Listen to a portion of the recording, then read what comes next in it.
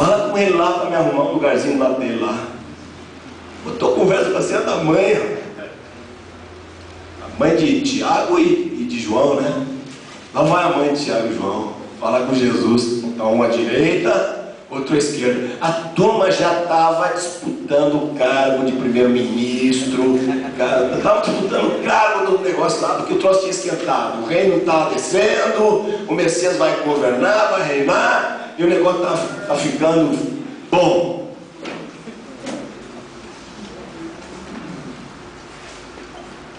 O Judas queria ficar com o Ministério das Finanças.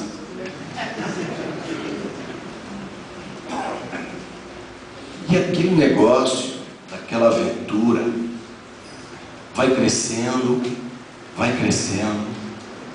até um ponto que faz assim, ó. De um dia para outro muda tudo. A conversa de Jesus dá uma guinada para o outro lado e eles não entendem mais nada. O mestre começa a dizer: vou morrer, eu tenho que morrer. E eles: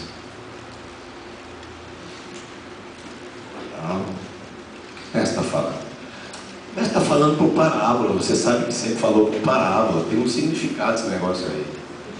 Passar mais um dia, 2 dias, o mestre: não, o Filho do Homem tem que ser entregue. Está falando.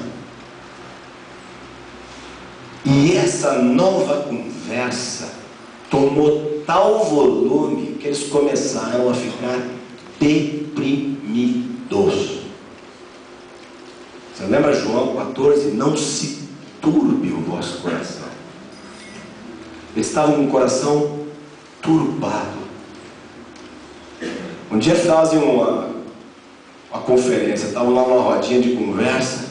Só alguém tem que falar com o mestre, que agora ele está pisando na bola, está falando bobagem. O mestre agora saiu do rumo. Ele não é o Messias, ele é o Cristo, e agora vai morrer, não tem como. Quem vai falar com ele? Aí todo mundo olha para Pedro, né? Vai lá, Pedrão. Lá vai Pedrão. Mestre, aquela conversa boba de Pedro, né? Jesus dá a resposta que deu.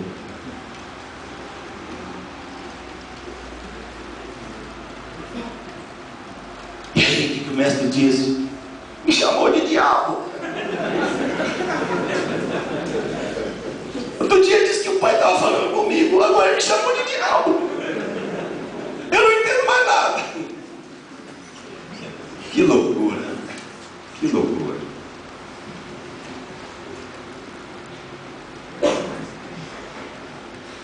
Aquela ceia me parece que para eles era uma coisa surreal. Aquelas conversas de Jesus, eles não estavam ainda nem querendo acreditar que Jesus estivesse dizendo aqueles negócios. E chegou um momento em que eles não veem mais o mestre.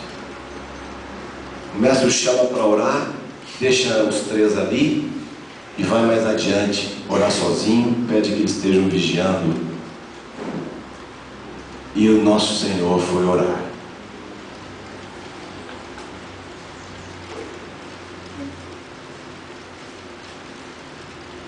Você já pensou naquela oração de Jesus?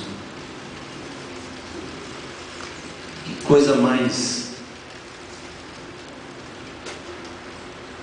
Não é um pouco incoerente? Não parece à primeira vista incoerente? Primeiro, Jesus o tempo todo falava do Pai e da confiança dele no Pai e queria fazer a vontade do Pai. Agora Jesus está apavorado com a vontade do Pai. Sabe qual é a vontade do Pai? E ele que sabia para que tinha vindo, que tinha todas as vezes que falaram para ele fugir da cruz, ele tinha rechaçado. Agora ele mesmo vai falar com o Pai para saber se não tem uma saída para aquele negócio. Qual foi a medida da agonia de Jesus ali?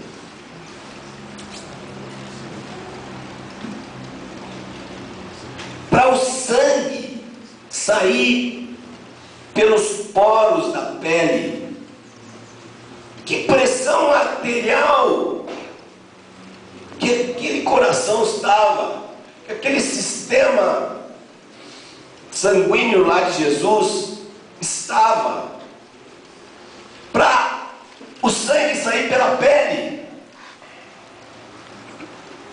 Jesus, clinicamente, tinha que ter morrido ali. Era para morrer ali.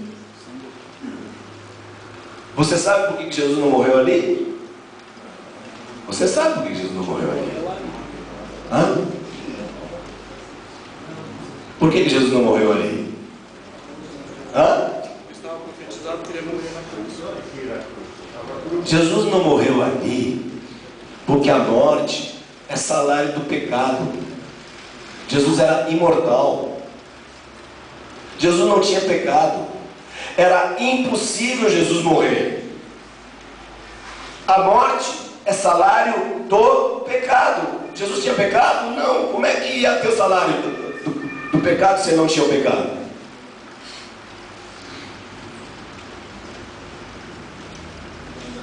E o que apavorava Jesus? Aqueles que não conhecem as Escrituras, quando leem isso, veem um homem com medo da morte, como se o que apavorasse Jesus fosse todo aquilo que ele passou, as chicotadas, a coroa de espinho, os pregos, a sede violenta da cruz. Alguém podia perguntar, mas na história da igreja teve gente que morreu cantando. Outro dia contei de uma aqui que foi lá ser comida pelos leões em paz. Muitos mártires da história da igreja morreram por Jesus e felizes e cantando. Teve gente que cantava enquanto estava sendo queimado na fogueira. E nosso mestre? Nosso mestre não tinha medo daqueles pregos. A agonia do nosso mestre é que ele sabia que naquela cruz ele ia saber a única coisa que ele não sabia, a única coisa que Deus nunca tinha experimentado: pecado. Aquele que não conheceu o pecado, Deus o fez pecado por nós. E Jesus sabia disso. E Deus santo, perfeito, que todo o seu ser repugna o pecado, ele sabia que ele ia tocar o pecado, que o pecado ia tocá-lo, e que ele ia saber o que era o pecado, a ponto de ficar perdido. Você já viu Jesus perdido? Um Jesus que durante toda a sua vida sabia o que o Pai queria, tinha confiança no Pai, dizia: eu e o meu Pai somos um, tudo que o meu Pai tem é meu. Eu tenho dado para vocês a palavra do meu Pai. Ele vivia com o Pai. A alegria de Jesus toda a vida foi o Pai. Mas Jesus sabia que lá na cruz, até o Pai ele ia perder. Contemple, olhe para esse Jesus perdido, confuso. Meu Pai, por que, Pai?